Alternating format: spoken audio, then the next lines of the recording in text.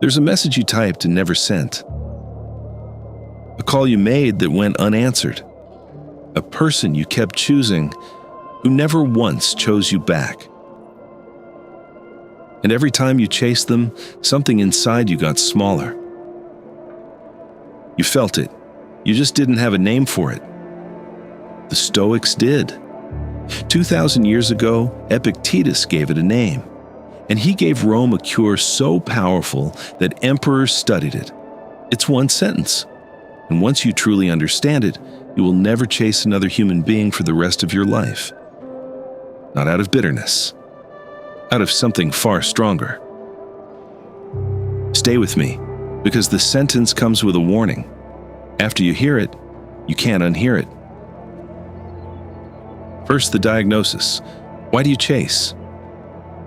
You tell yourself it's love, loyalty, effort. I'm just a person who tries. The Stoics would look straight through that. Epictetus opened his entire philosophy with one division. He said everything in life falls into two categories: things within your control and things outside it. Your judgments, your actions, your character, yours. Other people's feelings, their attention, their love, their choice to stay or leave. Never yours, not once, not ever. And here's his sentence, the one I warned you about. If you want anything that is not in your power, you must be a slave. A slave. That's the word he chose. And Epictetus was born an actual slave. He did not use that word carelessly. When you chase a person, you have taken your peace, your self-respect, your entire emotional state, and placed them in the hands of someone who can withhold them whenever they feel like it. You didn't fall in love. You handed over the keys. Now, the part nobody wants to hear. Chasing doesn't just fail to bring people closer, it actively drives them away, and the Stoics knew exactly why. Seneca wrote letters to his friend Lucilius about desire. He noticed something strange. The more desperately a man wants something, the cheaper he appears, to others and to himself. Think about the mechanics. When you chase someone, what are you communicating? Every double text, every over-explanation, every plan you cancel to be available says the same thing. Your value is higher than mine. People don't consciously decide this. They feel it. Value is communicated through behavior, and pursuit is a price tag. The harder you chase, the lower the number. But here's the deeper wound. And this is pure Epictetus.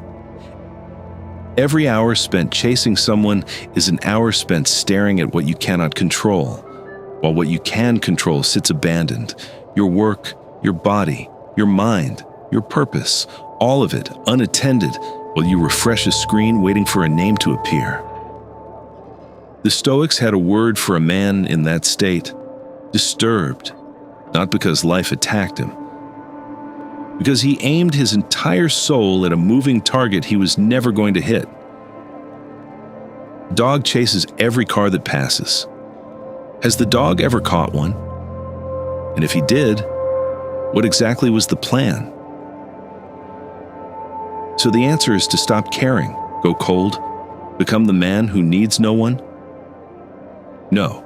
And this is where most modern Stoicism gets it completely wrong. Marcus Aurelius, the emperor himself, wrote that we are made for cooperation, like hands, like eyelids, like the rows of upper and lower teeth. The Stoics deeply valued people.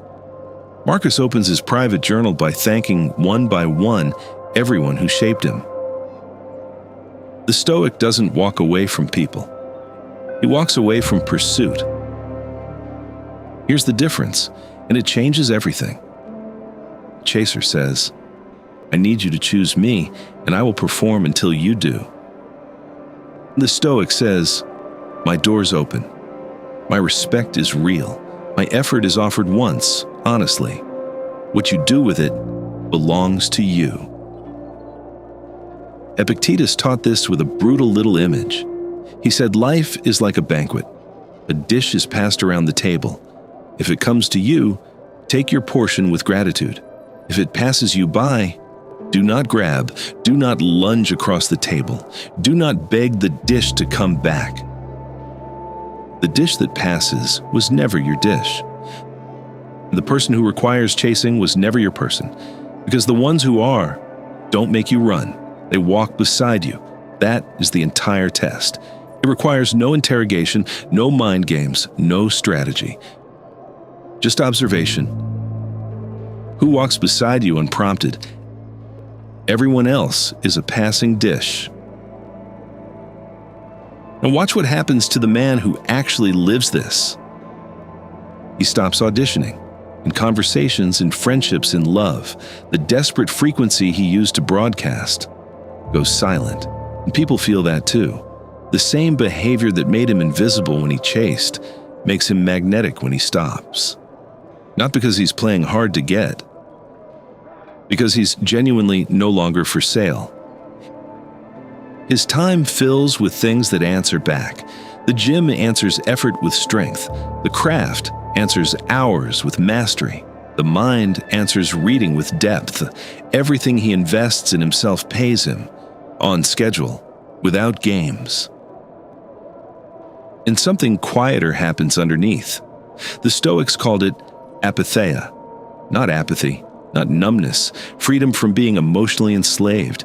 He can love fully, want honestly, connect deeply, but his center of gravity never leaves his own chest. Marcus Aurelius wrote, "The soul becomes dyed with the color of its thoughts." The chaser's soul is dyed with one thought: please stay. The Stoic soul is dyed with another: I remain. People leave, seasons end, attention drifts, and he remains, whole, occupied, building. That is why you cannot hurt this man by leaving him. You were never his foundation. You were a guest in a house that was already standing. So here's how you start. 1. Take inventory. Ask yourself honestly, who in my life only responds when I pursue? Write the names. You already know them. Your stomach knew before your mind did. 2. Release the pursuit, not the person. No dramatic exits, no announcement. Announcements are just chasing in disguise. They beg for a reaction. Simply stop reaching. Match energy, offer once, then return to your work. 3. Redirect the energy immediately. The hours you spent chasing will feel empty at first.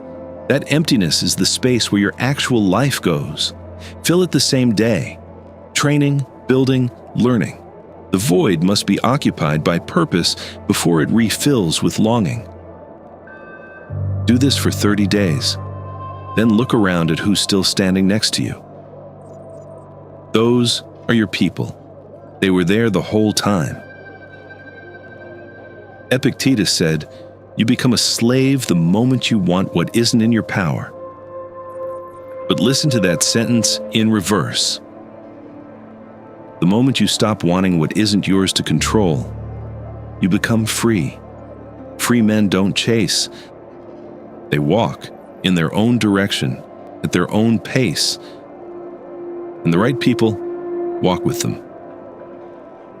If this reached you, subscribe. Next video, the Stoic rule that makes you impossible to manipulate.